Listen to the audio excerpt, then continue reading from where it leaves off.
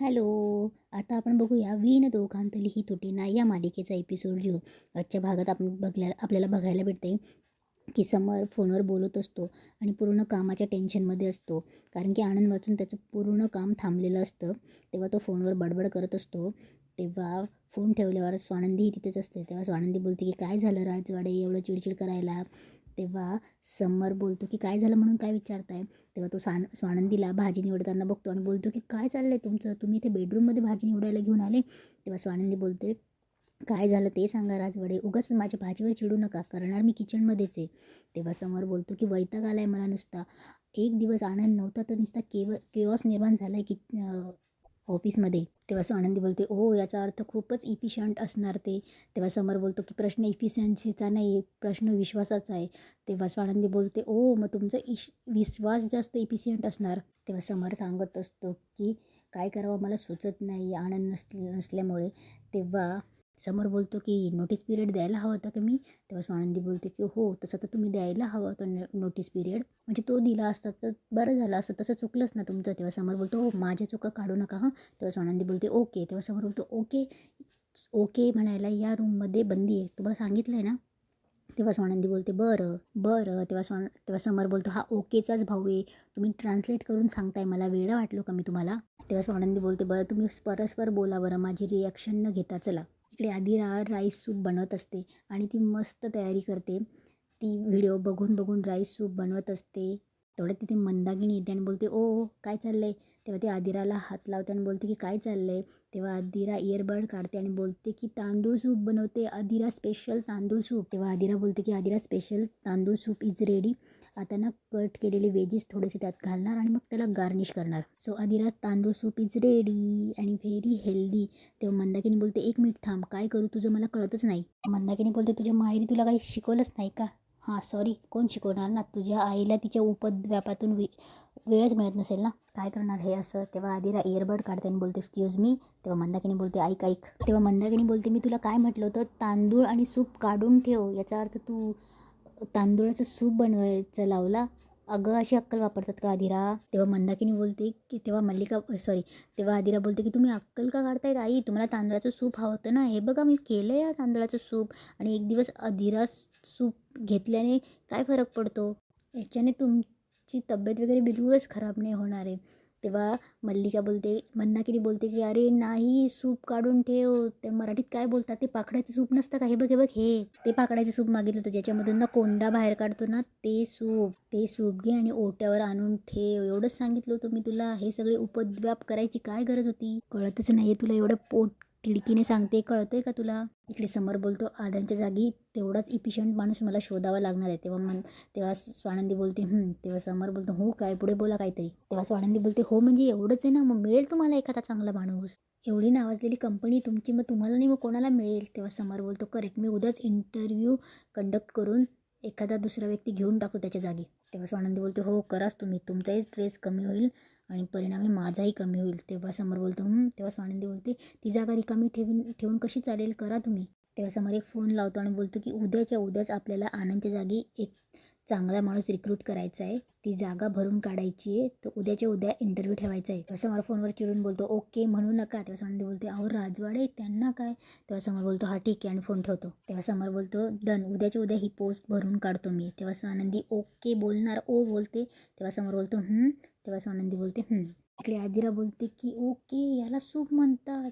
Sorry, माझी चूक झाली, पण आई एवढं का बोललात तुम्ही, मी सगळं केलं ना मनापासून, असं फूड वेस्ट केल्यासारखं का बोलतायत तुम्ही?" तेव्हा मंदाकिनी बोलते की "नाही नाही, तू वेस्टच केलंयस, मी घावन काढण्यासाठी ते तांदूळ काढून ठेवले होते." तेव्हा मंदाकिनी बोलता बोलता बोलून जाते की "माहेरी काय करत असशील तू, तिथे तरी काय करणार आहे, तिथे कामच कोण करतं ना." तेव्हा फॅमिलीचा विषय काढल्यावर आदिरा बोलते की "आई, तुम्ही सारखं माझ्या फॅमिलीबद्दल का बोलतायत? मी आधीच तुम्हाला सांगितलं आहे ना, माझ्या फॅमिलीमध्ये किचनमध्ये कोणीही काम करत नाही आणि आम्हाला कधी गरजच भासली नाही. आमच्या घरी मोठा स्टाफ आहे. आई, मला शिकायला आवडेल. इनफॅक्ट तुम्ही शांतपणे शिकवाल ना, मला खरंच आवडेल, पण तुम्ही शिकवतच नाही आहात. तुम्हाला मला शिकवायचंही नाही आणि तुम्हाला मला सतत टॉन्ट्स मारायचे आणि माझ्या फॅमिलीलाही इन्व्हॉल्व करायचं आहे. हे नाही होऊ शकत ना. एक तर तुम्ही स्वतः मला टॉन्ट करता आणि माझ्या फॅमिलीलाही इन्व्हॉल्व करतात आणि दिस इज टॉक्सिक बिहेवियर आई." तेव्हा मंदाकिनी बोलते, "काय काय काय?" मंदाकिनी बोलते, "मी टॉक्सिक नाही, तुमची फॅमिली टॉक्सिक आहे. तुम्हाला ना मी चांगलं बोलते तरी टोमणेच वाटतात." गरीब माणसं तुम्हाला नकोच वाटतात, ते नेहमी टॉक्सिकच वाटतात, ते नेहमी वायफळ बोलतात असंच वाटतात. तुझ्या भावाने काय केलं? तुझ्या भावानेही तेच केलं. बिचारा आनंद इतका जीवाभावाचा मित्र त्याला नोकरीवरनं काढून टाकलं, कारण का तो गरीब आहे ना. तू पण तशीच आहे, तू पण सतत मला बोलत असते. तेव्हा आदिरा चिडून बोलते, इनफ हं. आणि पिंट्या दादाबद्दल कोणीही काही बोलायचं नाही आणि तुम्ही तर बोलूच नका. मुळात पिंट्या दादाला तुमच्यामुळे खूप त्रास झाला आहे. तुम्ही ना हे तुमचं सूप घ्या, काय तुम्हाला सूप पाहिजे होतं ते. इतक्या चांगल्या मनाने आली होती आई तुम्हाला मदत करायला, पण तुम्हाला माझ्याशी भांडायचे, तुम्हाला माझ्या फॅमिलीबद्दल बोलायचे. आय एम रिअली डन, मला नाही करायचे. हे घ्या तुमचं, हे घ्या, हे तुमचं एप्रेन घ्या आणि तुम्ही तुमचं सूप करा. तेव्हा मंदाकिनी बोलते, अगं एप्रेन पाखडू का? इकडे अंशुमन घरात येतो. नारायण काका काम करत असतात. तेव्हा तो तिथे त्या मॉबला लात मारतो आणि खाली बसतो आणि बोलतो, नारायण कॉफी कॉफी का नाही दिलीस तू? कॉफी काही तुझा बाप आणून देणार आहे का? असा अंशू मस्त सोफ्यावर बसून आरामात ऑर्डर सोडत असतो आणि स्वानंदी किचनमध्ये काम करत असते. तेव्हा स्वानंदी हे सगळं बघतच असते. तेवढ्यात समर फोनवर बोलत बोलत येतो. अंशू पटकन समरला बघतो आणि पटकन तो मॉब घेतो आणि काम करायला लागतो. मुद्दामच नाटक करायला लागतो समोर. तेव्हा स्वानंदी तिथे येते. समरकडे बघून स्वानंदी थोडं हसते. समर चालला जातो तेव्हा स्वानंदी अंशुमनकडनं सगळं कानाकोपरा साफ करून घेते. तेव्हा अंशू स्वानंदीकडे थोडा रागाने बघतो, पण स्वानंदी ॲटिट्यूडमध्ये किचनमध्ये निघून जाते आणि बोलते की नारायण काका चला सगळ्यांना नाश्त्याला बोलवा. तेव्हा सगळे नाश्त्याला येतात. तेव्हा आजी आणि स्वानंदी मस्त शिरा वाढत असते. तेव्हा आजी बोलते की पिंट्या घमघमाट येतोय ना, भूक वाढली असेल ना. तेव्हा समर बोलतो की हो आजी, घमघमाट येतोय, सुगंधही येतोय, पण भूक नाही आहे. पण तू म्हणतेस म्हणून फक्त 2 घास खाणार आहे, फक्त 2 घास. तेव्हा आजी बोलते की अरे हो, पण ते पण तर शांत चित्ताने खा. तेव्हा आजी बोलते की अर्पिता, मल्लिका या तुम्ही पण नाश्ता करायला. तेव्हा मल्लिका बोलते नाही, आम्ही नंतर करू, तुम्ही बसा. तेव्हा अर्पिता बोलते मग बघ ना आपला अंशू कसा काम करतोय बिचारा. तेव्हा मल्लिका बोलते की ती बसली ना महाराणी, माझ्या मुलाला काम करायला लावलं. समर चमचात शिरा घेऊन खाणार तेव्हाच त्याला आनंदची आठवण येते. एकदा आजीने शिरा बनवलेला असतो आणि आनंद आणि समर त्यावर ताव मारत असतात. तेव्हा आनंदला शिरा खूप आवडतो म्हणून आजी त्याला जास्त वाढते. तेव्हा समर आणि ते दोघं भांडणं करत असतात की शिरा कोण फस्त करेल. तेव्हा आनंद बोलतो की मी तर कढईभर शिरा खाऊ शकतो, इतका आवडतो मला. तेव्हा ते आजीच्या शिऱ्याचंही कौतुक करत असतात आणि तो शिरा अजून पाहिजे म्हणून एकमेकांशी भांडत असतात. हे सगळं समरला आठवत असतं. तेव्हा समर चमचा तोंडात घालणार आणि आनंदच्या आठवणीने सुकावून जातो आणि पुन्हा तो हात खाली करून घेतो. तेव्हा समर न खाताच राहतो. तेव्हा आजी बोलते पिंट्या अरे तुला गरम गरम आवडतो ना शिरा. तेव्हा समर बोलतो की आवडायचा पण आता नाही. तेव्हा समर ताटाचा नमस्कार करून चालला जातो. तेव्हा स्वानंदी बोलते की आजी. तेव्हा आजी तिला सांगत असते की आनंदला आणि त्याला शिरा आवडायचा, ते दोघं नुसते लहान मुलांसारखे भांडायचे. तेव्हा स्वानंदी मनात बोलते की आनंददादांना शिरा आवडायचा म्हणून राजवाड्यांनी आज शिरा खाल्ला नाही आहे. म्हणजे आनंददादांना आवडतं म्हणून खायचा नाही आता तर त्या दोघांना एकत्र यायलाच हवं. मल्लिका तिच्या खोलीमध्ये चिडचिड करते आणि बोलते स्वानंदी.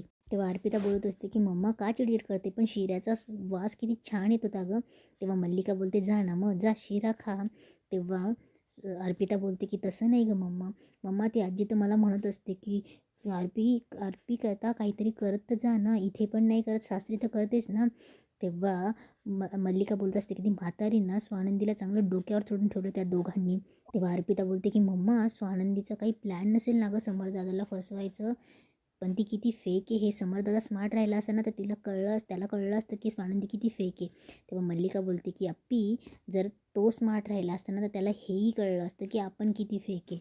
या स्वानंदीला ना समरपासून दूर ठेवायलाच हवं, त्यांची जवळक वाढू द्यावा नाही लागणार. इकडे समर आनंदच्या जागेवर इंटरव्ह्यू घेत असतो, पण त्याला एकही इंटरव्ह्यूवर पटत नसतो. त्याला सगळ्या गोष्टी पटतच नसतात. जे आनंद करू शकतो ते कोणीच करू शकत नाही, म्हणून त्याला कोणीही पटत नसतं. तेव्हा तो सगळ्यांना बाहेर काढतो. तेवढ्यात अर्पिता आतमध्ये येते आणि बोलते की काय दादा तू सगळ्यांना बाहेर काढलंस, बाहेर कोणीच नाही अरे, एकही एफिशियंट माणूस मिळाला नाही तुला. तेव्हा समर सांगत असतो की 1-2 डिपार्टमेंटचा अनुभव होता, पण तो पण अर्धवटच त्या लोकांना, पण ही सगळी कामं सगळी डिपार्टमेंटल आनंद एकटाच हँडल करायचा. तेव्हा समर बोलतो खरं तर त्याचा पगार वाढवायला पाहिजे होतं, मी त्याला प्रमोशन द्यायला पाहिजे होतं, मी काय केलं हकलून दिलं त्याला.